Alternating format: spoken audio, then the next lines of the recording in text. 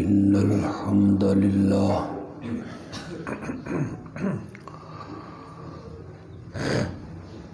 والصلاة والسلام على رسول الله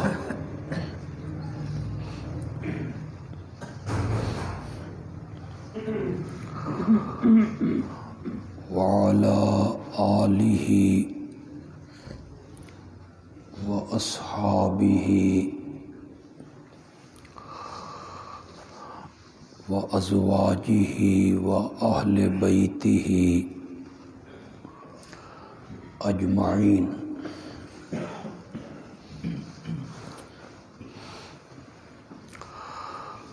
أما بعد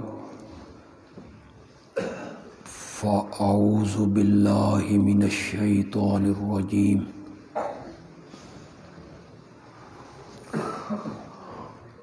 بسم الله الرحمن الرحيم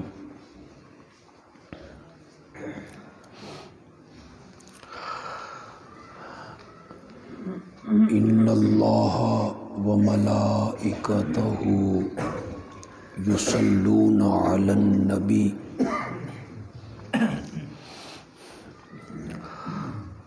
يا أيها الذين آمنوا صلوا عليه وسلموا تسليما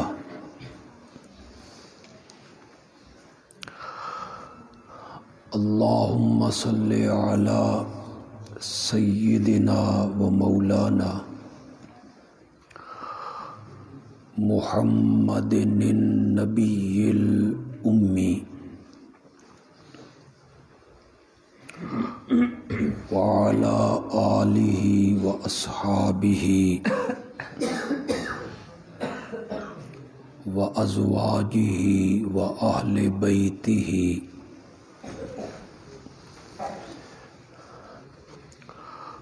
وبارك وسلم ثم صل عليه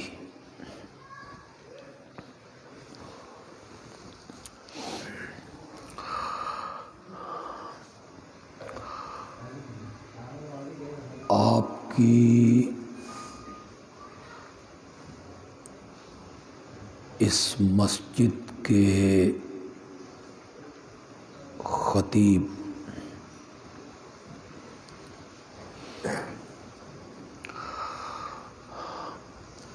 روزانہ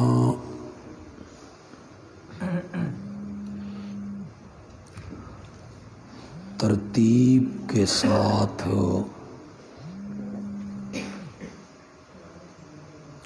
درس قرآن دے رہے ہیں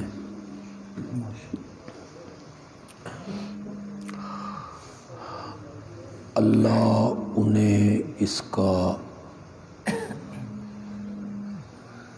بہت زیادہ اجر اور ثواب عطا فرمائے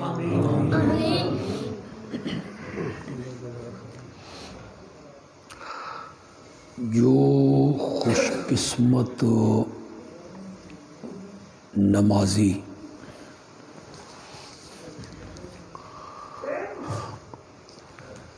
اس درس میں شریک ہوتے ہیں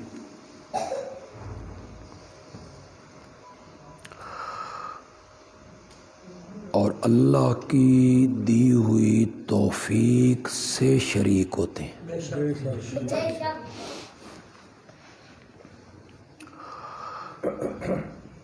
جتنی دیر جتنے منٹ گھنٹے گھڑیاں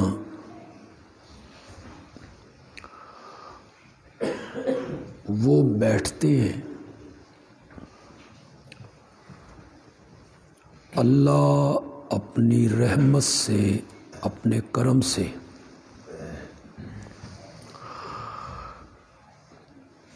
اس وقت کو ان کے لیے آخرت کا ذخیرہ بنا دیں.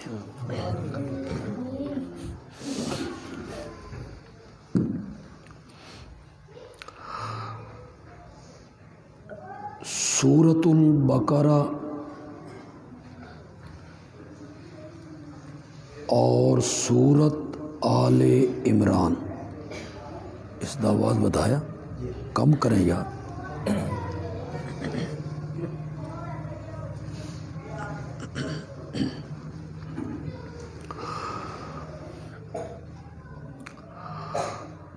سورت البقرہ اور سورت آل عمران کا درس انہوں نے مکمل کر لیا.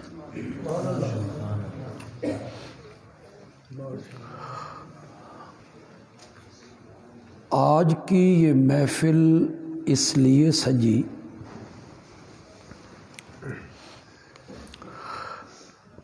کہ میں سورت البقرہ اور سورت آل عمران ان دونوں کا مختصر سا خلاصہ آپ کو سنا دوں.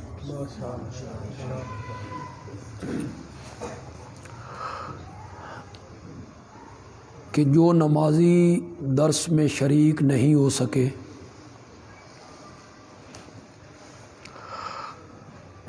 انہیں بھی کچھ شدھ بدھ ہو جائے کہ اللہ نے ان دو صورتوں میں کس مضمون کو بیان کیا.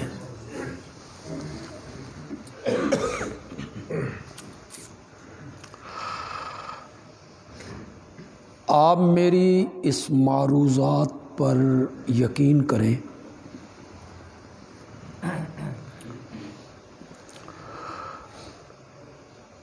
کہ جتنے مضمون اور جتنے مسئلے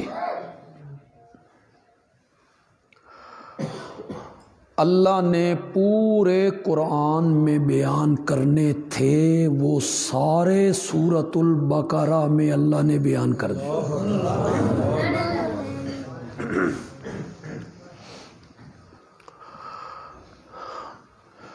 ان میں سب سے پہلے ہے توحید.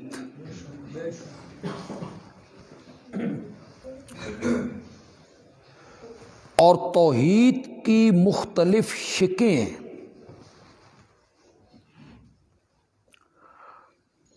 مثلاً ایک ہے بدنی عبادت جس عبادت کا تعلق انسان کے بدن سے، جیسے سجدہ کرنا، رکوع کرنا، احرام باندھنا، حجر اسود کو چومنا، بیت اللہ کا طواف، بدنی عبادت. توحید کی ایک شق ہے لسانی عبادت، زبانی، جسے عربی میں دعا کہتے ہیں، فارسی میں اور ہماری زبان میں اسے پکار کہتے ہیں، پکارنا. سمجھ آ رہی؟ مصائب میں، مشکلات میں، دکھوں میں، تکلیفوں میں، حاجات میں اس نظریے سے پکارنا کہ جس ہستی کو میں پکار رہا ہوں میں اسے نہیں دیکھ رہا اور وہ مجھے، یہ پکار عبادت بنے گی. اور بغیر کسی وسائل کے، بغیر کسی اسباب کے، ذرائع کے، TV, radio, wireless, mobile, شعائیں، مشینری، بغیر کسی اسباب اور مشینری کے وہ ہر جگہ سے میری پکار کو سنتا ہے. یہ ہے پکار عبادت. وسائل کے ذریعے آپ یہاں کی آواز جدے پہنچا رہے ہیں، یہاں کی آواز لندن پہنچا رہے ہیں، تو وہ اسباب کے تحت ہے، مشینری کے تحت ہے، شعاؤں کے تحت ہے. اور اللہ سنتا ہے بغیر اسباب کے. وہ پکار کیا بنے گی؟ عبادت ہے۔ اسے کون سی عبادت کہیں گے؟ قولی عبادت۔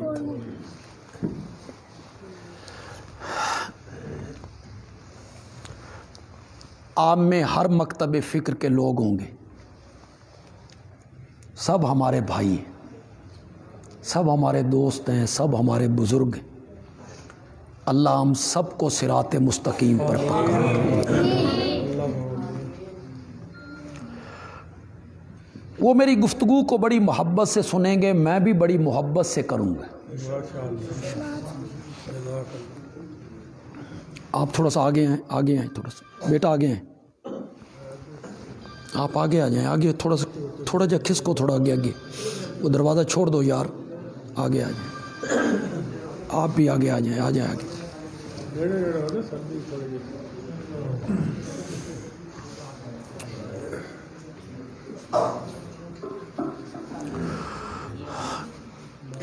ہر قسم کی ضد سے کنارہ کش ہو کے میری گفتگو کو سنیے گا۔ آپ قرآن پڑھیں، اللہ آپ کو قرآن پڑھنے کی توفیق دے۔ اپنے اپنے علماء سے جا کے پوچھیں، قرآن بیان کرتا ہے، جگہ جگہ بیان کرتا ہے کہ انبیاء جب مصیبتوں میں گھر جاتے تھے اور تکلیفوں میں اور مصائب میں مبتلا ہوتے تھے تو ہر نبی کس کو پکارا کرتا تھا؟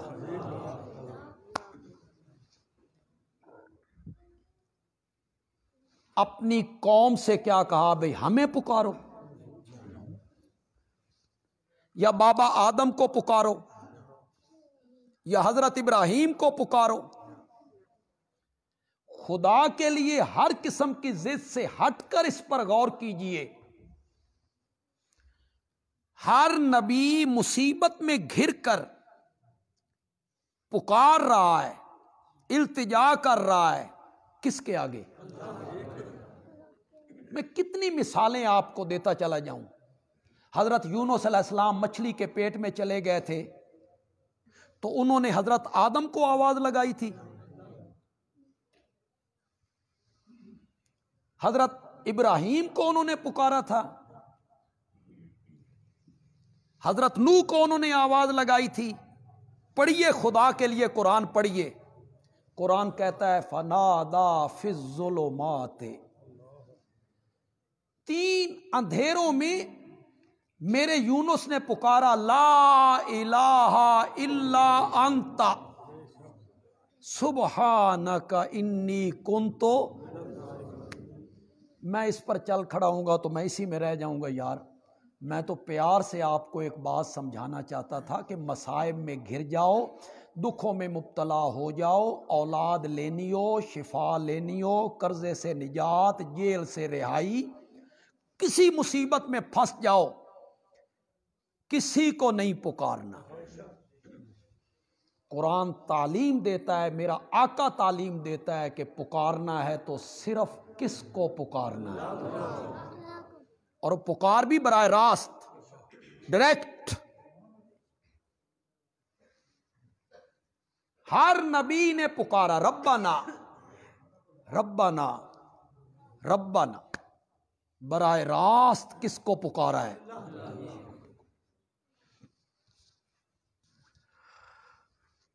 عبادت کی ایک قسم ہے بدنی، اور عبادت کی دوسری قسم کیا ہے؟ قولی، اور عبادت کی تیسری قسم ہے مالی، جس کا تعلق کس کے ساتھ ہے؟ مال کے ساتھ۔ یہ زکوٰۃ کون سی عبادت ہے؟ مال، صدقہ، عشر، فطرانہ، خیرات، حج، قربانی، یہ سب مالی باتیں۔ اسی میں شامل ہے نظر، نیاز۔ اب آپ پڑھے لکھے لوگ ہیں، جو نوجوان بچے یہاں بیٹھے ہو، خدا کے لیے میری بات کو غور سے سنو۔ یہ نظر الگ چیز ہے، نیاز الگ چیز ہے۔ اور اللہ کے بندو اسے عربی میں نظر کہتے ہیں اور فارسی میں اس کو کیا کہتے ہیں؟ کیوں لوگ سمجھنے کی کوشش نہیں کر رہے ہیں؟ کیوں علماء لوگوں کو یہ بات نہیں سمجھا رہے ہیں؟ نظر نیاز ایک ہی معنی میں ہے، فرق یہ ہے کہ نظر عربی کا لفظ ہے اور نیاز فارسی کا لفظ، دونوں کا معنی ایک ہے، نظر بھی اللہ کے لیے اور نیاز بھی اللہ کے سوا کسی کے لیے نظر و نیاز نہیں۔ اس پر میں آپ کو دلیلیں دیتا رہوں، میں قرآن کی آیتیں پڑھوں پڑھ سکتا ہوں، میں حدیثیں پڑھوں پڑھ سکتا ہوں، میں فقہ حنفی پیش کروں کر سکتا ہوں، نہیں کروں گا، نہیں لے جاؤں گا آپ کو اس طرح کہیں گے جی ہمیں الجھا دیا ہے، جی حدیثوں میں الجھا دیا ہے، قرآن کی آیتوں میں الجھا دیا ہے، فقہ حنفی میں وہ پیش نہیں کروں گا۔ میں آپ سے ایک بات پوچھتا ہوں، ہر قسم کی ضد سے کنارہ کش ہو کے مجھے بتاؤ یہ زمین کس کی ہے؟ کس نے بنائی ہے؟ اللہ نے۔ اس زمین میں جب تو بیج ڈالتا ہے، بیج، وہ بیج کس نے بنایا ہے؟ اللہ نے۔ جن ہاتھوں سے ڈالتا ہے اس میں قوت کس نے دی ہے؟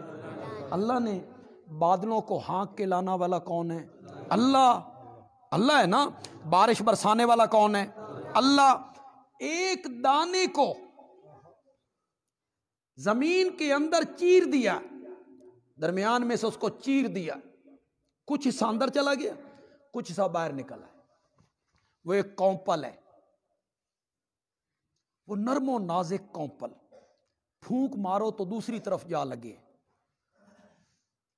اس نے زمین کا سخت سینہ چیر دیا، باہر نکل۔ یہ نکالنے والا کون ہے؟ اللہ۔ پھر کبھی آپ نے دیکھا گندم کا پودا دیکھ لو، وہ بڑا ہوتا گیا، اس پر اللہ کڑے چڑھاتے گئے کڑے، کیوں؟ اسے ہوا کے جھونکے خراب نہ کر دیں۔ یہ کرنے والا کون ہے؟ اللہ۔ اس دانے کو 700 دانوں میں بدلنے والا کون ہے؟ اللہ۔ جس درانتی سے آپ گندم کاٹ رہے ہیں اس کا لوہا بنانے والا کون ہے؟ اللہ۔ اس درانتی کا جو دستہ ہے لکڑی کا، اس کا خالق کون ہے؟ اللہ۔ جن ہاتھوں سے آپ کاٹ رہے ہیں ان ہاتھوں میں قوت دینے والا کون ہے؟ اللہ۔ جن بوریوں میں آپ بند کر رہے ہیں ان بوریوں کا مادہ پیدا کرنے والا کون ہے؟ اللہ۔ تو پھر یہ غلہ بطور نظر و نیاز تقسیم کس کے نام پہ ہونا چاہیے؟ تو فیصلہ کر۔ اس پر قرآن و حدیث کی دلیلوں کی کیا ضرورت ہے؟ فیصلہ کرنا کہ یہ غلہ پھر کس کے نام پہ تقسیم ہونا چاہیے۔ اتنی بات لوگوں کو سمجھ نہیں آ رہی، ہم سمجھا کے مر گئے۔ جانور کس نے پیدا کیے؟ اللہ نے۔ ان کے سامنے جو تو چارہ ڈالتا ہے وہ چارے کا پیدا کرنے والا کون ہے؟ اللہ۔ وہ جو کھرلی ہے، کھرلی، اس کی لکڑی پیدا کرنے والا کون ہے؟ اللہ۔ جن ہاتھوں سے چارے کو تو تبدیل کرتا ہے ان ہاتھوں میں قوت دینے والا اللہ۔ وہ چارہ جانور کے معدے میں پہنچا، معدے میں اللہ نے ایک مشینری لگائی، اس نے اس چارے پہ کام کرنا شروع کیا، کچھ کا گوبر بنا دیا، کچھ کی غذا بنا دی۔ گوبر نیچے بیٹھ گیا، غذا اوپر آ گئی، اس غذا کو دھکا مارا وہ جگر میں آ گئی، جب وہ جگر میں آئی تو یہاں خون بن رہا ہے، دودھ بھی بن رہا ہے، خون کو سپلائی کر دیا دل کی طرف، دودھ کو سپلائی کر دیا تھنوں کی طرف۔ قرآن نے اس کو بیان کیا، ان لکم فی الانعام لعبرہ نسقیکم۔ کیسے میں تمہیں بتاؤں نسقی کا معنی میں کیسے کروں یار؟ نسقیکم، اللہ تو ایک ہے، واحد ہے، یہاں جمع کا صیغہ کیوں بولا؟ کہنا چاہیے تھا اس کی کم، میں پلاتا ہوں، میں پلاتا ہوں تمہیں، کہنا تو یہ چاہیے تھا، لیکن اللہ اس میں تنتنا اور زور پیدا کرنے کے لیے کہتے ہیں نسقیکم، ہم پلاتے ہیں۔ ہم پلاتے ہیں تمہیں من بین فرسن، فرس کہتے ہیں گوبر کو، ودمن، دم کہتے ہیں لہو کو، من بین فرسن ودمن، ہم پلاتے ہیں تم کو گوبر اور خون میں سے لبنن خالصا۔ یہ کرنے والا کون ہے؟ دودھ جب تیرے برتن میں آیا تو یہ بطور نیاز تقسیم کس کے نام پر ہو رہا ہے؟ اتنی بات تجھے سمجھ نہیں آئی آج تک کہ یہ تقسیم ہونا چاہیے بطور نیاز، تو کس کے نام پہ تقسیم ہونا چاہیے؟ اللہ کے نام پر تقسیم۔ تو توحید کی جتنی شکیں ہیں، قولی عبادت، بدنی عبادت، مالی عبادت، یہ تینوں شکیں اللہ نے سورۃ بقرہ میں بیان کر دی، تینوں شکیں بیان توحید کی۔ پھر سورۃ بقرہ میں اللہ نے ایک مضمون بیان کیا، رسالت محمد الرسول اللہ صلی اللہ علیہ وسلم۔ اس کو جب شروع کیا تو بڑا عجیب انداز تھا، شروع کیا حضرت ابراہیم کے تذکرے سے۔ وہ بیت اللہ کو تعمیر کر رہے تھے، وہاں سے شروع کیا اس کو، اور وہ دعا مانگ رہے تھے، ربنا وبعث فیہم رسولا منہم، مولا یہ ایک تیرا سادہ سا گھر تیرا حکم پا کے میں نے بنا دیا ہے، لیکن مولا مکان اچھے لگتے ہیں مکینوں سے، اور گھر اچھے لگتے ہیں آباد کرنے والوں سے، مکان میں نے بنا دیا ہے، آباد کرنے والا محمد تو بھیج دے صلی اللہ علیہ، زور سے کہو ذرا، صلی اللہ علیہ وسلم۔ یہ اس یہاں سے شروع کیا اللہ نے۔ کیوں شروع کیا یہاں سے؟ اللہ نے اس لیے شروع کیا کہ مشرکین مکہ کہتے تھے ہم ابراہیمی ہیں، یہودی وہ کہتے تھے ابراہیم تھے ہی یہودی، عیسائی وہ کہتے تھے ابراہیم تھے ہی عیسائی، عیسائی کہتے تھے ہم ابراہیمی ہیں، یہودی کہتے تھے ہم بھی ابراہیمی ہیں، مشرکین مکہ کہتے تھے ہم بھی ابراہیمی ہیں۔ سارے طبقے حضرت ابراہیم کا احترام کرتے ہیں، مشرکین مکہ بھی، یہودی بھی، عیسائی بھی احترام کر رہے ہیں حضرت ابراہیم علیہ السلام کا۔ اللہ نے میرے نبی کی رسالت کا تذکرہ حضرت ابراہیم کے تذکرے سے شروع کر کے بتایا، اوئے حضرت ابراہیم سے محبت کا دعویٰ کرتے ہو، یہ وہی نبی ہے جس کے لیے ابراہیم بیت اللہ کو بناتے ہوئے دعائیں مانگتا چلا گیا۔ تم اس نبی کو نہیں مان رہے ہو تو تم ابراہیمی کیسے ہو؟ تم ابراہیمی ہونے کے جھوٹے دعوے دار ہو۔ تم سچے ابراہیمی تب بنو گے جب آخری پیغمبر پہ کیا لاؤ گے؟ یہ رسالت کا مضمون بیان۔ پھر اللہ نے سورۃ بقرہ میں ایک مضمون بیان کیا، جہاد فی سبیل اللہ۔ پھر اللہ نے ایک مضمون بیان کیا، انفاق فی سبیل اللہ۔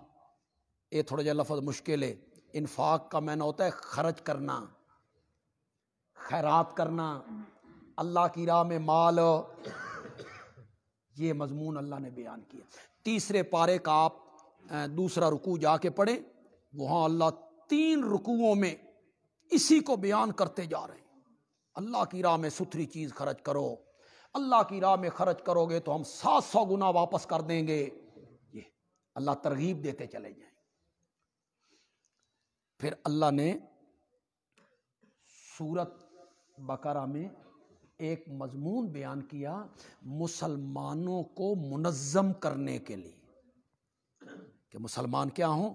منظم، ان کے مابین اختلاف نہ ہو، ان کے مابین جھگڑے نہ ہو، یہ لڑے نہیں، یہ آپس میں جھگڑے نہیں، لڑے نہیں۔ اللہ نے کچھ امور بیان کیے سورۃ بقرہ میں، ان پہ عمل کرو تاکہ تمہارے درمیان جھگڑے نہ ہو۔ وہ امور کیا ہوتے ہیں؟ نکاح، طلاق، وراثت، دیت، قصاص، خلا، عورت کی عدت، بچے کو دودھ پلانا، یہ سارے مسائل اللہ نے سورۃ بقرہ میں کیا کر دیے؟ بیان کر۔ کیوں بیان کیے؟ تاکہ مسلمانوں کے مابین جھگڑے۔ اب مجھے یہ بتانے کی کوئی ضرورت نہیں کہ ہمارے محلے میں، ہمارے معاشرے میں، ہماری برادریوں میں 90% جھگڑے کس پر ہوتے ہیں؟ نکاح پر، طلاق پر، وراثت پر، دیت پر، قصاص پر۔ طلاق ملنے کے بعد بچے کو دودھ کس نے پلانا ہے؟ طلاق ہو گئی ہے عورت کو تو خاوند کہتا ہے میں بچہ تو میں لوں گا۔ اللہ نے فرمایا نہ، بچے کی جو ماں ہے نا وہ دودھ پلانے کا زیادہ حق رکھتی ہے، اللہ نے وہ بھی بیان کر دیا۔ تو جن باتوں پہ برادریوں کے درمیان معاشرے میں جھگڑے ہوتے ہیں، اختلاف ہوتے ہیں، وہ سارے امور سورت بقرہ میں اللہ نے کیا کر دیے؟ بیان کر دیے۔ پھر اللہ نے کچھ اصلاحی امور بیان کیے سورت بقرہ میں۔ اصلاحی امور کون سے ہوتے ہیں؟ نماز، روزہ، حج، زکوٰۃ۔ اس سے بندوں کی کیا ہوتی ہے؟ اصلاح ہوتی ہے، اصلاح ہوتی ہے، اللہ کا ڈر آتا۔ کیوں جی؟ ایک مشہور آیت ہے، پتہ نہیں یہاں بھی لکھی ہوئی ہے کہ نہیں لکھی ہوئی، ہر مسجد میں اکثر لکھی ہوتی ہے، ان الصلاۃ تنہا عن الفحشاء نماز بے حیائیوں کے اور برائیوں سے کیا کرتی ہے؟ روکتی ہے۔ سورت بقرہ میں کہا یا ایھا الذین آمنوا کتب علیکم الصیام، اے ایمان والو تم پر روزے فرض کیے گئے جس طرح پہلی امتوں پہ فرض کیے گئے تھے، تم پر بھی روزے فرض کیے گئے۔ کیوں فرض کیے گئے؟ لعلکم تتقون، تاکہ تم کیا بن جاؤ؟ تو روزے سے کیا مقصد تھا؟ تقوی پیدا کرنا۔ حج سے کیا مقصد ہے؟ تقوی پیدا کرنا۔ نماز سے کیا مقصد ہے؟ برائیوں سے بچنا۔ تو اللہ یہ امور بیان کریں گے، دلوں میں تقوی آئے، تقوی دلوں میں اللہ کا ڈر آئے۔ ڈر کب آئے گا؟ جب نماز پڑھے گا، روزہ رکھے گا، حج کرے گا، تہجد پڑھے گا، نوافل پڑھے، پھر اللہ کا ڈر دل میں پیدا ہو۔ دیکھیں باتیں تھوڑی سی مشکل ہے لیکن میں اسے آسان کرتا چلا جا رہا ہوں۔ آپ کسی بندے سے ڈنڈے کے زور سے آپ اسے کہیں وراثت صحیح تقسیم کر، کہو، کرے گا؟ نہیں کرے گا، نہیں کرے گا۔ آپ ڈنڈے کے زور سے اسے کہیں کہ بچے کو مت چھین اس کی ماں سے اگر تو نے طلاق دے دی ہے، منوا لو گے؟ نہیں مانے گا، نہیں مانے گا، نہیں مانے گا۔ کب مانے گا؟ جب دل میں کیا آئے گا؟ تقوی آئے گا، اللہ کا ڈر آئے گا کہ میں نے اللہ کے پاس جانا ہے، اللہ کو میں نے جواب دینا۔ تو اللہ تعالیٰ کہتے ہیں نماز، روزہ، حج، زکوٰۃ کے ذریعے دلوں میں اللہ کا ڈر آئے، پیدا ہو۔ دلوں میں اللہ کا ڈر آئے گا تو نکاح، طلاق، خلا، وراثت کے سارے مسائل کیا ہو جائیں گے؟ اس پر عمل کرنا آسان ہو جائے، بندے کے لیے عمل کرنا آسان۔ پھر ایک مضمون قرآن میں بیان ہوتا ہے جسے ہم کہتے ہیں خوشخبریاں۔ خوشخبریاں، اللہ کہتے ہیں ان الذین آمنوا وعملوا الصالحات کانت لہم جنات الفردوس، یہ خوشخبریاں اللہ سناتے ہیں جگہ جگہ۔ پھر اللہ ایک مضمون بیان کرتے ہیں ڈراوے، ڈراوے۔ اللہ کہتے ہیں اگر تم نے میری بات نہ مانی تو پھر جہنم ہے، جہنم کا ایندھن ہے۔ فَإِن لَمْ تَفْعَلُوا وَلَن تَفْعَلُوا فَاتَّقُوا النَّارَ الَّتِي وَقُودُهَا النَّاسُ وَالْحِجَارَةُ اُعِدَّتْ لِلْكَافِرِينَ، اس آگ سے بچو جس کا ایندھن لوگ بنیں گے، جس کا ایندھن پتھر بنیں گے۔ تو یہ اللہ ڈراوے سناتے ہیں، خوشخبریاں سناتے ہیں۔ یہ سارے مضمون قرآن میں بیان ہوں گے۔ ان تمام مضامین کو اللہ نے سورۃ البقرہ میں بیان کر، ان تمام مضامین۔ اب میرے پاس وقت نہیں ہے نا کہ میں اب 40 رکوع کی وہ سورت ہے تے میں تو انہوں 2 گھنٹے بھائی رکھاں تے بیر دیگاں ٹھڈیاں ہو جان تے تساں من نہیں با دعاواں دینی۔ اب آپ کی بھی دل ہو کہ بھائی جان چھوڑے آپ رہا، لیکن سورت آل عمران تو میں نے ابھی آپ کو سمجھانی ہے، سورت بقرہ آپ کو سمجھ آ گئی؟ شکر ہے ایک صورت آپ کو سمجھ آ. یہ سارے مضمون اللہ نے سورت بقرہ میں بیان کر دی 40 رکوعوں میں. اس کے بعد سورت آل عمران ہے. سورت آل عمران میں اللہ نے ان تمام مضامین میں سے صرف 4 مضمون بیان کیے. یہ جتنے مضمون میں نے گنے تھے جو بقرہ میں بیان ہوئے ان میں سے 4 مضمون سورت آل عمران میں بیان. کون؟ توحید، رسالت، جہاد، انفاق. بس ان کے اندر نکاح، طلاق، خلا، وراثت، دیت، روزہ کوئی چیز بیان نہیں.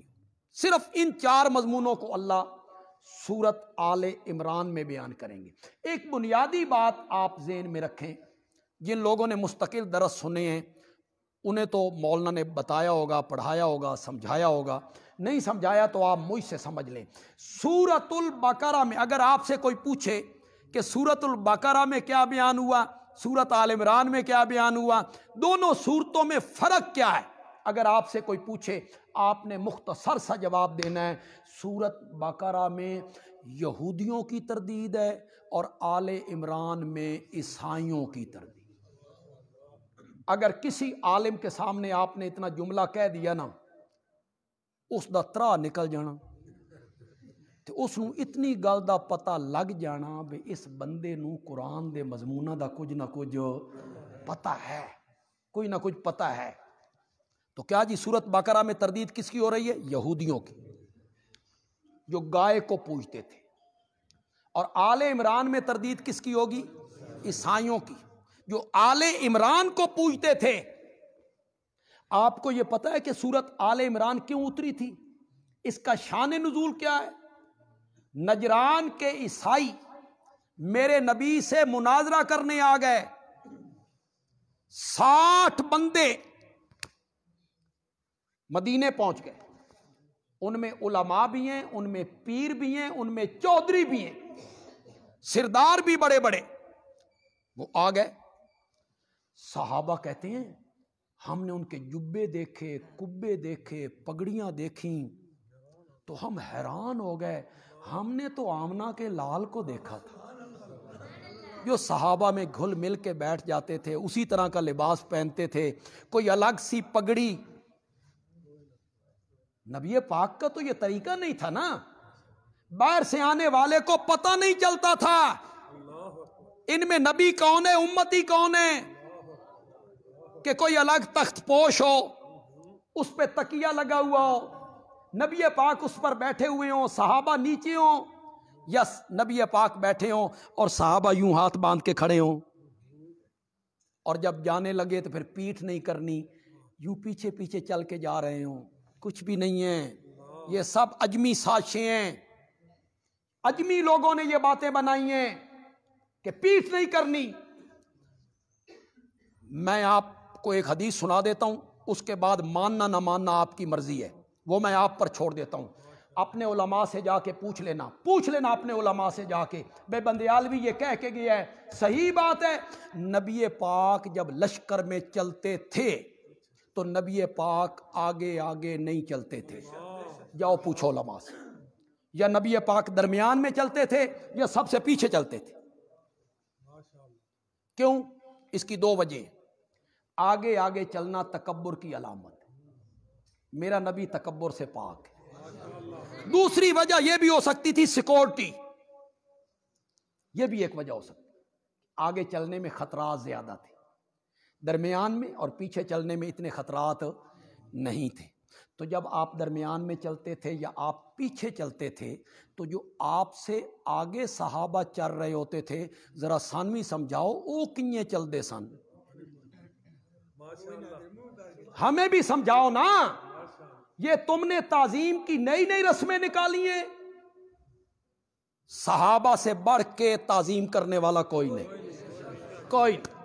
نبی پاک سے جو محبت صحابہ نے کی ہے نا، آسمان دنیا نے اس سے پہلے بھی ایسی مخلوق کبھی نہیں دیکھی اور قیامت کی صبح تک بھی ایسی مخلوق نہیں دیکھ سکتا ہے، نہیں دیکھ سکتا جو محبت میرے نبی کے یاروں نے میرے نبی سے کی تھی۔ چلو میں ایک دوسری حدیث سناتا ہوں آپ کو، وہ بھی سنو اور یہاں لکھ لو۔ یوں ہی کہہ دیتے ہو وہابی نے، گستاخ نے، بے ادب نے، یوں ہی کہہ دیتے ہو، یار کچھ سوچا بھی کرو یار۔ میں حدیث پڑھ رہا ہوں نبی پاک کے، میں واقعات اور ارشادات، اور آپ کو کہہ رہا ہوں کہ علماء سے جا کے پوچھئے۔ نبی پاک تشریف لائے، صحابہ بیٹھے ہوئے تھے، تو آپ کے آنے پہ صحابہ کھڑے ہو گئے۔ آپ نے فرمایا یہ اجمیوں کے طریقے تم نے کہاں سے سیکھ لیے؟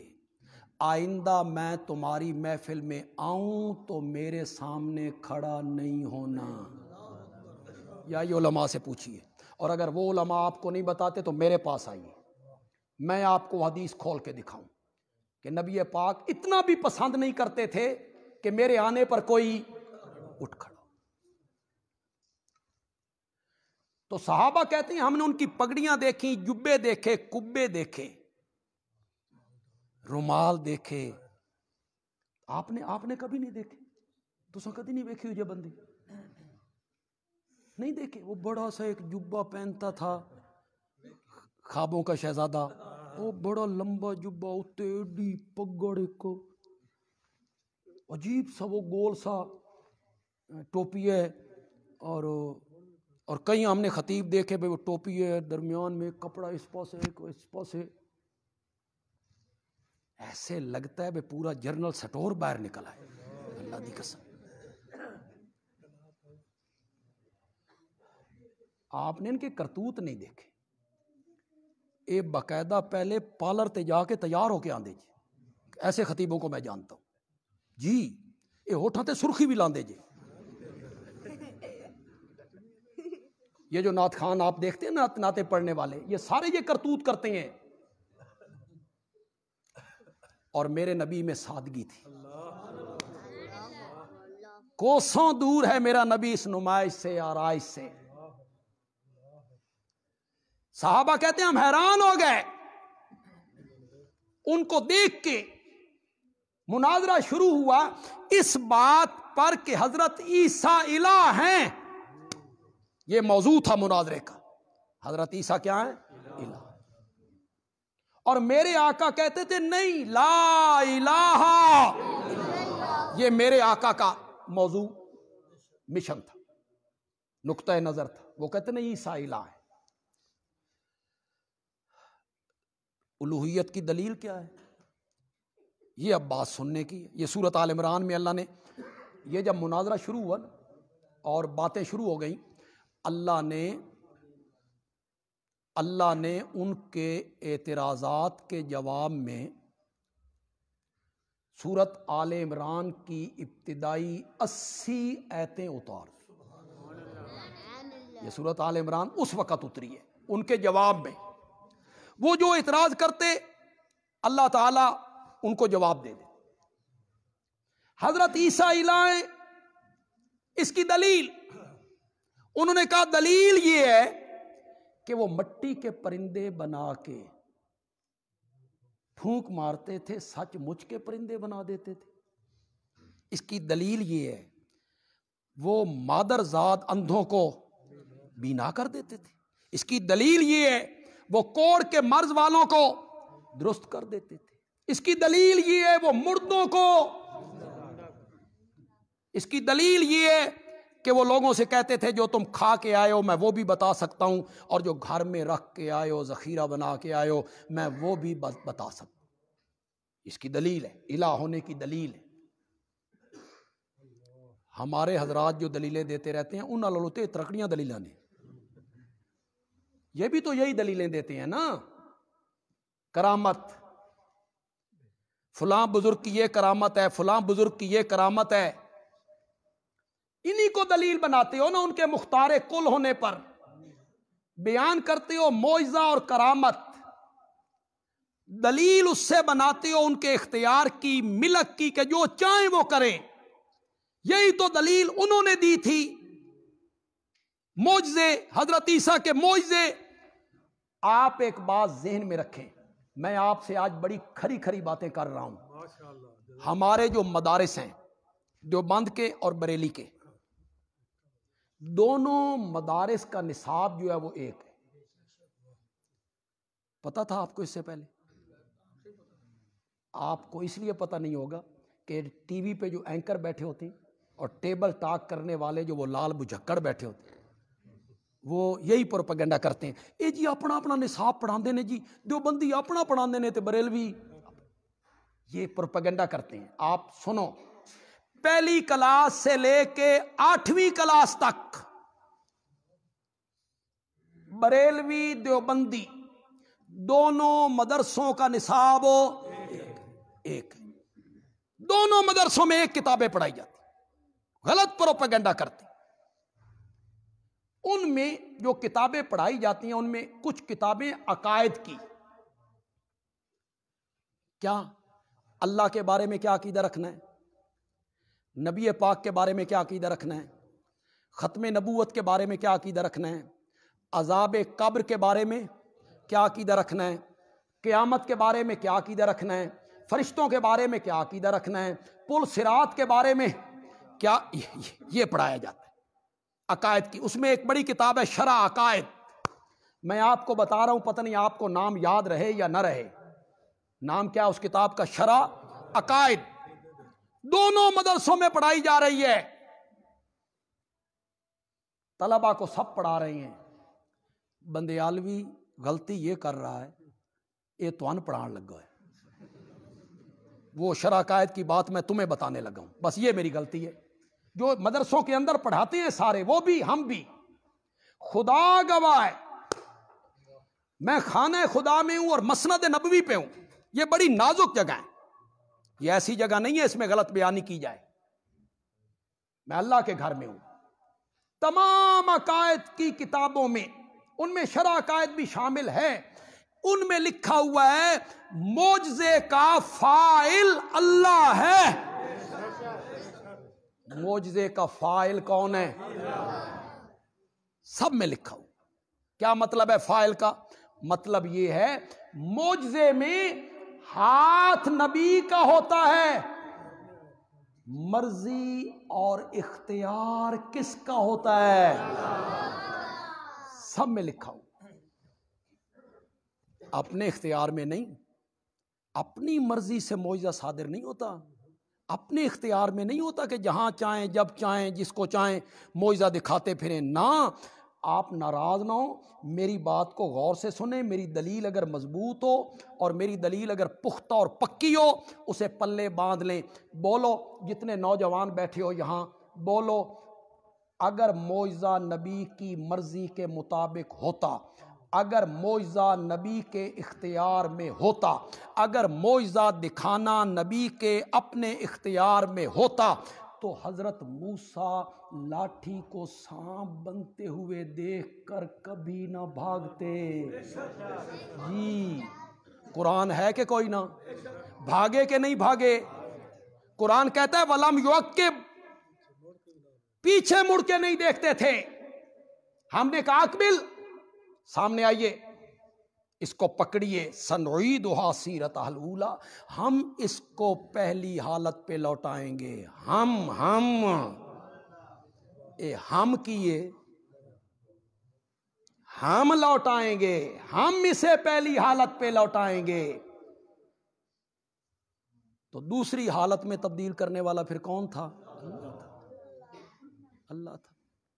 کیوں لوگوں کو سمجھ نہیں آ رہی اس بات کی؟ اتنی آسان سی بات لوگوں کو سمجھ نہیں آتی. میرا نبی زمین کی پستیوں سے اٹھتا ہے، عرش کی بلندیوں تک پہنچ جاتا ہے. اس میں بیت المقدس میں بھی میرا نبی چلا جاتا ہے اسی جسم کے ساتھ، جیتے جاگتے. بیت المقدس، پہلا دوسرا تیسرا چوتھا پانچواں چھٹا ساتواں آسمان، سدرۃ المنتہا، بیت المعمور، جنت الماوا. جبریل پیچھے رہ گیا، میرا نبی اور آگے نکل گیا، رب کے پاس پہنچ گئے، نمازوں کا تحفہ ملا. 9 بار حضرت موسیٰ نے واپس بھیجا چھٹے آسمان سے. 9 بار سارا کچھ سفر کر کے میرا نبی آ گیا. کتنے مہینے لگے؟ کتنے دن لگے؟ کتنی راتیں لگی ہیں؟ ایک رات تو لگی نا. سبحان الذی اسری بعبدہ لیلا، پوری رات نہیں، رات کا بھی کچھ حصہ. سیر کہاں کی تھی؟ پہنچ کہاں گئے؟ اس معراج کے صرف 1 سال بعد، میری بات غور سے سننی ہے، اس معراج کے صرف 1 سال بعد میرا نبی ہجرت کر کے جا رہا ہے مکے سے مدینے. 500 کلومیٹر کا سفر ہے، 15 دہاڑے لگ گئے. ثانوی سمجھاؤ کوئی فلسفہ، ہمیں بھی سمجھاؤ. فرش سے اٹھتا ہے عرش پہ پہنچ جاتا ہے، رات کا کچھ حصہ مکے سے چلتا ہے مدینے جاتا ہے 500 کلومیٹر، 15 دن لگ جاتے ہیں. ثانوی سمجھاؤ نا کیوں ایسا ہوا. پھر ہماری بات مانو، وہ گئے تھے تو خود نہیں گئے تھے. وہ میرے نبی کا کیا تھا؟ معجزہ. وہ کیا تھا؟ وہاں لے جانے والا کون تھا؟ تو وہاں منٹ سیکنڈوں میں ہو گیا، اور یہاں اپنے پاؤں سے چل کے گئے تو کتنے لگ گئے؟ ہمیشہ کمزور عقیدے کے لوگ اپنے شرکیہ عقیدے پر انبیاء کے معجزے پیش کرتے ہیں یا ولیوں کی کرامتیں پیش کرتے ہیں، ثابت اختیار کرتے ہیں. میں آپ کو یہ فلسفہ سمجھانے لگا ہوں کہ انبیاء کے معجزے بھی برحق، ولیوں کی کرامتیں بھی برحق، لیکن معجزے میں ہاتھ نبی کا ہوتا ہے اور کرامت میں ہاتھ ولی کا ہوتا ہے. اختیار اور مرضی کس کی ہوتی ہے؟ دیکھیں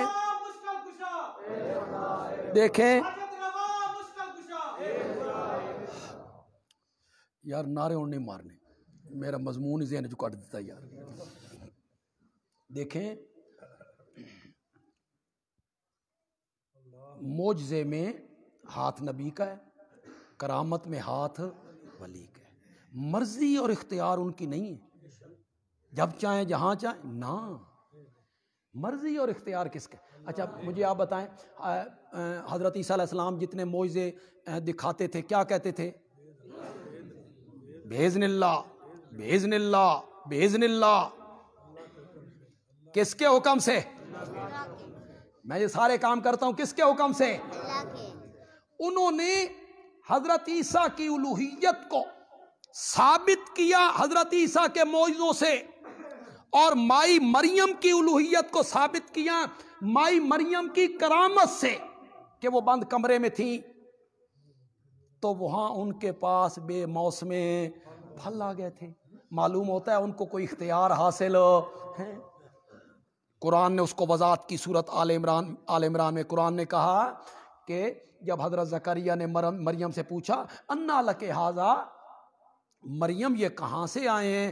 قالت، تو وہ کہنے لگیں ہوا من عند اللہ، ہوا من، یہ کہاں سے آئے ہیں؟ اللہ کے. تو انہوں نے یہ دلیلیں دی، معجزے پیش کی حضرت عیسیٰ کے. اور نبی پاک کیا کہتے تھے؟ نبی پاک نے کہا او پاگلو، الہ وہ ہوتا ہے جو الحیو ہو، الحیو. الہ وہ ہوتا ہے جو القیوم ہو، الہ وہ ہوتا ہے جو مالک ہو، متصرف ہو. الہ وہ ہوتا ہے جو مختار ہو. الہ وہ ہوتا ہے جو کسی کا محتاج نہ ہو، کسی کا محتاج نہ ہو. یہ میرے نبی نے سورت آل عمران کے تناظر میں اس کو بیان کیا. اللہ لا الہ الا هو الحی القیوم، هو الحی القیوم. پھر انہوں نے قرآن نے سورت آل عمران میں مختلف شبہات کے جواب دی، حضرت عیسیٰ کے متعلق شبہ، حضرت مریم کے متعلق شبہ، اور ایک شبہ تھا حضرت زکریا کے متعلق۔ انہیں بھی عیسائی پکارتے تھے، کیا تھا کہ دیکھو جی 120 سال کی عمر ہے حضرت زکریا کی، اور اس عمر میں بیٹا مل گیا۔ معلوم ہوتا ہے ان کا رب کے ساتھ کوئی خاص تعلق ہو، وہ ہماری بات منوا دیتے ہیں، وہ رب سے کام کروا دیتے ہیں۔ ایک شبہ یہ تھا، اللہ نے فرمایا او پاگلو، حضرت زکریا کو دیکھو، وہ میرے آگے زاریاں کر رہا ہے، میرے سامنے رو رہا ہے، میرے سامنے اپنی حاجت پیش کر رہا ہے، مولا مجھ پر بڑھاپا طاری ہو گیا ہے، میری ہڈیاں کمزور ہو گئی ہیں، بیوی میری بانجھ ہے، لیکن مولا اس مریم کو بند کمرے میں گرمیوں والے پھل سردیوں میں دینے والے میرے رب، موسم تے پتر لین دا میرا بھی کوئی نہیں، لیکن جوانی والا بیٹا مولا بڑھاپے میں عطا کر۔ تو وہ کس کو پکار رہے تھے؟ اللہ کو۔ اللہ نے فرمایا وہ تو میرے سامنے زاریاں کر رہی ہیں، وہ تو میرے سامنے عاجزیاں کر رہی ہیں، وہ تو میرے سامنے پکار کر رہی ہیں، وہ تو اولاد مجھ سے مانگ رہی ہیں۔ آپ سورت آل عمران پڑھیں، آپ سورت مریم پڑھیں۔ میں آپ کو سورت مریم کی طرف زیادہ توجہ دلاؤں گا کہ وہ آسان ہے، اس میں بڑی تفصیل ہے اس واقعہ کی۔ سورت مریم 16واں پارہ اور پہلا رکوع۔ اگر آپ میری بات مانیں، جتنے لوگ یہاں بیٹھے، آپ کے گھر میں جس عالم کا ترجمہ قرآن کا موجود ہے اٹھاؤ۔ کوئی ضروری نہیں کہ دیوبندی عالم کا پڑھو، اہل حدیث عالم کا پڑھو، نہ، بریلوی عالم کا ترجمہ ہے وہ اٹھا لو، شیعہ عالم کا ترجمہ ہے وہ اٹھا لو، دیوبندی عالم کا ترجمہ ہے وہ اٹھا لو، شیعہ عالم کا ترجمہ ہے وہ اٹھا لو، اہل حدیث کا ترجمہ ہے وہ اٹھا لو۔ خدا گواہ ہے جو ترجمہ میں کر رہا ہوں ہر عالم وہی ترجمہ کرے، یہ ہو ہی نہیں سکتا کہ کوئی عالم دوسرا ترجمہ کرے۔ لیکن آپ پڑھے تو صحیح یار، ہم تو یہ سفارش کر کر کے مر گئے۔ ہم جو اشاعت التوحید و سنہ سے تعلق رکھنے والے لوگ ہیں، ہمارا تو مطمع نظر بھی یہی ہے، رجوع الی القرآن۔ قصے کہانیاں چھوڑو، ڈوڑے مرثیے چھوڑو، اور پلٹو کس کی طرف؟ اللہ نے میرے نبی سے کیا کہا تھا؟ فذکر بالقرآن، میرے پیغمبر آپ بھی نصیحت کریں بالقرآن۔ کس کے ذریعے؟ نبی پاک کو حکم، یا ایھا الرسول بلغ ما انزل الیک من ربک، اے میرے پیغمبر پہنچا دے اس چیز کو جو تیرے رب نے تیری طرف نازل کی۔ ایک آیت ہے، نبی پاک کو اللہ کہہ رہے قرآن سنا ان کو، قرآن کے ذریعے ان کو نصیحت کر، قرآن کے ذریعے ان کو مسئلہ سمجھا، خدا کے لیے قرآن کی طرف لوٹو۔ دوسرے مسلک کے جو میرے بھائی عزیز بچے نوجوان یہاں آئے ہیں، میں ان سے گزارش کروں گا، منت کروں گا ان کی، خدا کے لیے قرآن کی طرف پلٹو۔ یا ساری زندگی یار یہی رونا رونا ہے تم نے، بھئی جہاں 4-5 نوجوان اکٹھے ہوتے ہو، 4-5 بندے اکٹھے ہوتے ہو، وہاں رونا روتے ہو، ساڈا بیڑا تے مولویاں غرق کر دیتا، وہ مولوی کچھ کہتا ہے، وہ مولوی، یہی رونا رونا ہے یار آپ نے۔ چھوڑو یار، اس رونے سے باہر نکلو۔ نہ دیوبندی عالم کی ماننی ہے، نہ بریلوی عالم کی ماننی ہے، رب کے قرآن کی ماننی ہے، بس۔ قرآن عقیدے کی اصلاح کرتا ہے۔ پڑھتے کیوں نہیں ہو قرآن؟ تمہیں کیوں کہا جاتا ہے کہ قرآن کا ترجمہ نہ پڑھو؟ تمہیں اس لیے کہا جاتا ہے کہ قرآن کا ترجمہ تم نے پڑھ لیا نا تو تمہیں اینک لگ جائے گی، اینک، اور جب اینک لگے گی نا تو تمہیں سارے داغ نظر آنے لگ جائیں گے۔ ان لوگوں کا خیال ہے کہ تم اندھے رہو، تمہیں ہمارے داغ نظر نہیں آنے چاہیے، اس لیے تمہیں قرآن کے قریب نہیں آنے دیتے، اور ہم تمہیں دعوت دیتے ہیں پلٹو اللہ کے قرآن کی طرف۔ 16واں پارہ ہے سورت مریم ہے، اس کا پہلا رکوع ہے۔ خدا کے لیے گھروں میں جا کے ترجمے پڑھو، خدا کے لیے سارے مسئلے حل ہو جائیں گے۔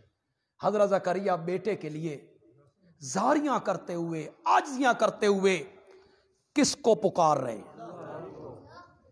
رب انی وہن العظم منی واشتعل الراس شیبا، مولا میری ہڈیاں کمزور ہو گئیاں، میرے سر دے وال چٹے ہو گئے، ولم اکن بدعائک رب شقیا، مولا میں تجھ سے مانگ کے کبھی محروم نہیں رہا۔ یہ شقیہ کا معنی کچھ لوگوں نے محروم کا کیا ہے، حالانکہ اس کا معنی لفظی معنی محروم کا نہیں ہوتا، بدبخت کا ہوتا ہے۔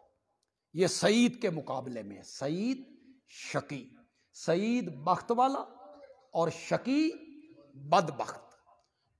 تو ہماری جماعت کے شیخ مولانا حسین علی رحمۃ اللہ علیہ نے لفظی معنی کیا بدبخت کا، پر مزہ ہی آ گیا۔ وہ کہتے ہیں وَلَمَّ كُن بِدُعَائِكَ رَبِّ شَقِيًّا، شقیًّا کا معنی بدبخت ہے، بے دعائے کی جو با ہے یہ سببیہ ہے، یہ سببیہ بنا کے اب میں معنی کرنے لگا ہوں۔ حضرت زکریا کہتے ہیں مولا میری ہڈیاں کمزور ہو گئیں، سر دے وال چٹے ہو گئے، بیوی میری بانجے، مولا میں تجھ سے مانگ کے، میں تجھے پکار کے بدبخت نہیں بنا۔ میں کیوں بدبخت بنوں جو تجھے پکارتا ہوں؟ بدبخت تو وہ ہے جو تجھے چھوڑ کے اوروں کو پکارتا پھرتا ہے، وہ ہے بدبخت آدمی جو تجھے چھوڑ کے اوروں کو پکارتا پھرتا ہے۔ میں تو ہر حالت میں تجھے پکار رہا ہوں۔ تو حضرت زکریا نے بیٹا کس سے مانگا؟ اس میں کسی واسطے، وسیلے، صدقے کا کوئی ذکر؟ کوئی ذکر۔ براہ راست رب حبلی، اللہ نے کہا یا زکریا انا نبشرک بغلام اسمہ یحییٰ، ہم تجھے ایک بیٹے کی خوشخبری دیتے ہیں جس کا نام یحییٰ ہے، جس کا نام یحییٰ۔ دیکھیں یہ جو قرآن کے واقعات ہیں، میں پڑھ رہا ہوں سورت مریم، میں بیان کر دوں آپ سن لیں، اس کا مزہ نہیں آتا۔ اس کی ذرا تہ میں یار اترو، ذرا گہرائی میں اترو، گہرائی میں تھوڑا سا یار تصور کرو، ایک اسی زمانے میں آپ اپنے آپ کو لے جاؤ یار، حضرت زکریا کے دور میں لے جاؤ۔ بندے دی عمر 120 سال ہوئے، ہڈیاں دی رس مک گئی ہوئے، قوتاں ختم ہو گئی ہوئے، سر دے وال چٹے ہوئے، بیوی دی عمر 99 سال ہوئے، اتوں بیوی بانج ہوئے، اس 120 سال دے بڈھے نو اللہ آکھے ہاں تین پتر دیواں گے، اس کی خوشی کا اندازہ لگا سکتے ہو؟ اور لگا سکتے ہو اندازہ اس کی خوشی کا؟ ہم تجھے بیٹا دیں گے، اس کا نام یحییٰ ہوگا۔ پھر کہہ رہا ہوں سورت مریم گھروں میں جا کے پڑھیے، جب خوشخبری ملی نا تو حضرت زکریا کہتے ہیں انا یکون لی غلام، مولا پتر کنیے ہیں۔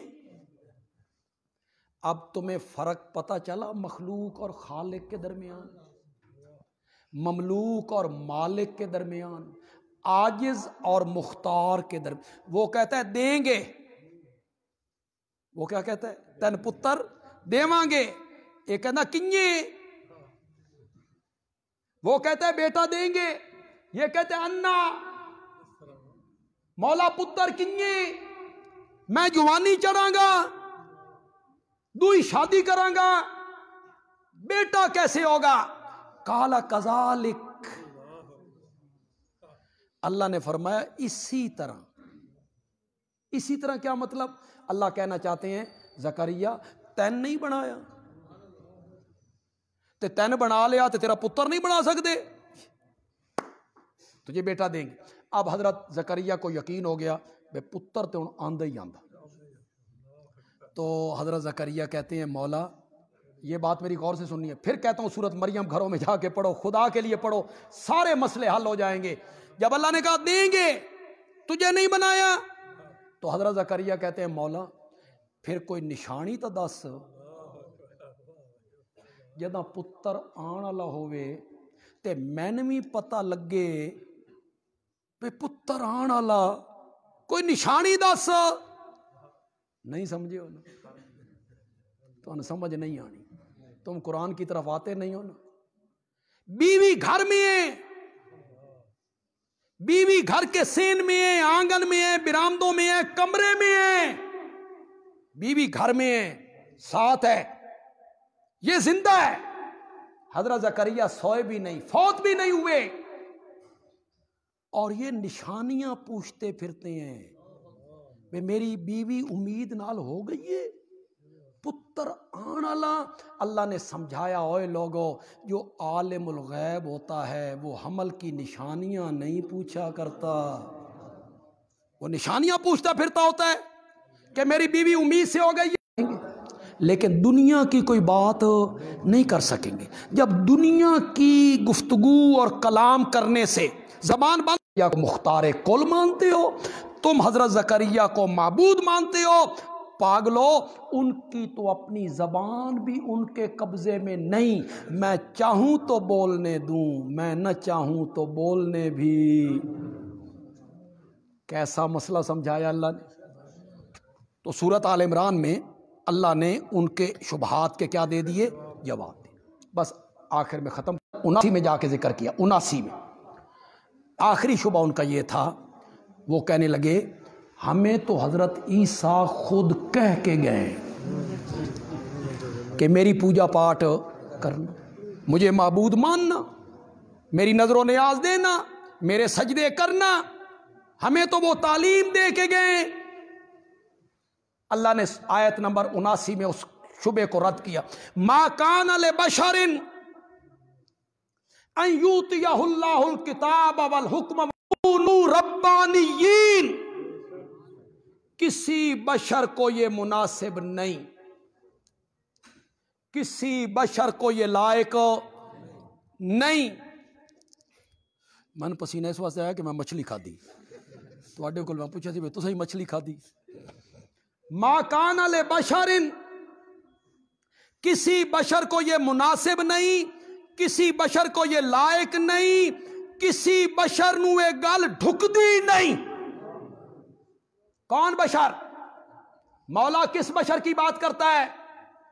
ان یؤتیہ اللہ الکتاب، جس بشر کو اللہ کتاب دے، والحکم، جس بشر کو اللہ حکم دے، والنبوۃ، شاباش، اس بشر کو اللہ کیا دے۔ یہ سورۃ آل عمران کی آیت نمبر کون سی ہے؟ زور سے بولو، زور سے بولو، 79۔ پڑھو نہ جا کے گھروں میں، جاؤ ترجمہ پڑھو اس کا، یہ سالم کا ترجمہ پڑھو۔ اس آیت نے ثابت کیا کہ نبوت نہ کسی جن کو ملنی ہے، نبوت نہ کسی نوری کو ملنی ہے۔ اللہ کہتے ہیں میں نے نبوت دینی ہی بشر کو۔ جاؤ پڑھو سورۃ آل عمران کی آیت نمبر 79، ما کان لبشر، ما کان لبشر، کون سا بشر؟ ان یؤتیہ اللہ الکتاب والحکم والنبوۃ، اس بشر کو یہ لائق نہیں میں اسے نبی بناؤں، ثم یقول للناس، پھر وہ لوگوں سے کہتا پھرے کونوا عبادا لی، میرے بندے بن جاؤ۔ اور سن رہے ہو کون نہیں سن رہے ہو؟ کیا اللہ کہنا چاہتے ہیں؟ کسی نبی کو یہ مناسب نہیں کہ وہ لوگوں سے کہتا پھرے کونوا عبادا لی، میرے بندے بن جاؤ، میرے بندے۔ کتنے نام رکھتے ہو؟ عبد النبی، عبد الرسول، عطاء الرسول، کتنے نام رکھتے ہو؟ اور قرآن کی آیت نمبر 79 کیا کہہ رہی ہے؟ کسی نبی کو یہ مناسب نہیں کہ وہ لوگوں سے کہے میرے بندے بن جاؤ، اس کو یہ بات سجتی نہیں۔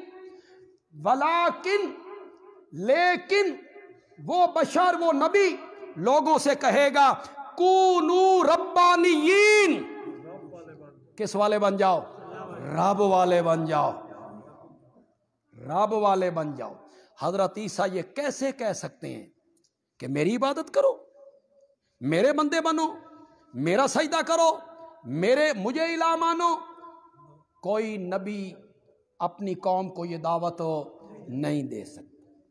تو اللہ تعالیٰ سورۃ آل عمران میں شبہات کے جواب دیں گے. پھر اللہ اپنی الوہیت پر اللہ عقلی دلائل پیش کریں گے, عقلی دلائل دیں گے اللہ سورۃ آل عمران میں. پھر اللہ میرے نبی کی جب رسالت کا ذکر کرنے لگیں گے, غالباً آیت نمبر 81 میں جا کے اللہ کہیں گے سورۃ بقرہ میں تو میں نے یہ کہا تھا نا, سورۃ بقرہ میں میں نے یہ کہا تھا یہ وہی نبی ہے جس کے لیے حضرت ابراہیم نے دعائیں مانگی تھیں, یہ وہی نبی ہے. تو سورۃ آل عمران میں اللہ کہیں گے وَإِذْ أَخَذَ اللَّهُ مِيثَاقَ النَّبِيِّينَ لَمَا آتَيْتُكُم مِّن کتاب, یہ وہ نبی ہے جس کے لیے میں نے سارے نبیوں سے وعدہ لیا تھا, سارے نبیوں سے عہد لیا تھا کہ میں تمہیں اس شرط پہ نبوت دیتا ہوں, اس شرط پہ تمہیں رسالت دیتا ہوں کہ تمہاری نبوت کا سورج نصف النہار پہ ہو, تمہیں ماننے والے لوگ ہوں, اور تمہارے کان میں بھنک پڑے کہ ایک نبی آیا ہے جس کا نام محمد ہے صلی اللہ علیہ وسلم.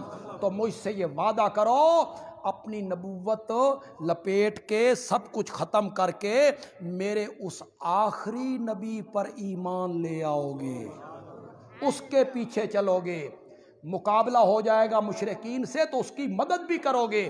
صرف حضرت ابراہیم کی دعاؤں میں اس نبی کا تذکرہ نہیں تھا, بلکہ ہم نے سارے نبیوں سے اس آخری نبی کا عہد لیا تھا. الحمدللہ رب العالمین والصلاة والسلام علی سید الانبیاء والمرسلین وعلی آلہ واصحابہ اجمعین. ربنا آتنا فی الدنیا حسنہ وفی الآخرۃ حسنہ وقنا عذاب النار. اللہم یا ارحم الراحمین ارحم علینا. باقی جو اس مسجد کے نمازی ہیں جو پہلے درس میں شامل نہیں ہوتے ہیں, آج اس محفل میں وہ لوگ بھی آئے ہوں گے, وہ بھی اگر کوئی حاجت نہ ہو ایسی, بعض اوقات کوئی ضروری کام ہوتا ہے یا کہیں جانا ہوتا ہے, تو وہ تو ایک چلو مجبوری ہے بندے کی. اگر کوئی مجبوری نہ ہو تو پھر کوشش کیا کریں کہ درس قرآن کی محفل میں ہم شامل ہوں. اللہ تعالیٰ آپ کو توفیق عطا فرمائے, مولانا کو اللہ اور زیادہ ہمت عطا فرمائے. وصلی اللہ تعالی علی خیر خلقی محمد وعلی آلہ واصحابہ